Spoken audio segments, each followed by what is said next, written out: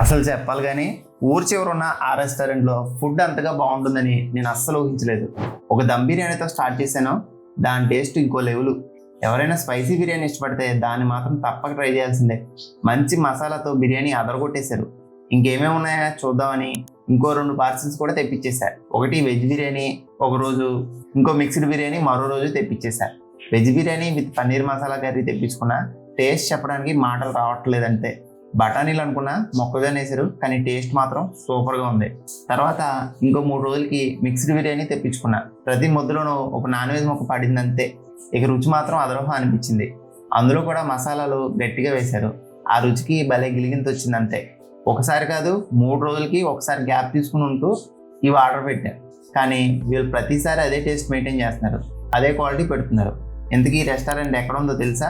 మన భీమవరంలో జోలపాలెం రోడ్లో భీమవరం చివర పెదమేరం స్టార్టింగ్లో ఉంది. మరి మీరు ఒకసారి వెళ్ళి టేస్ట్ చూసి చెప్పండి. ఇంకో మాట, ఈ ఫుడ్ తినే తొందరలో మన పేజీ ఫాలో చేయడం మాత్రం మర్చిపోవద్దండి. తెలుసు కదా ఈ రీలు ఎవరికి షేర్ చేయాలో.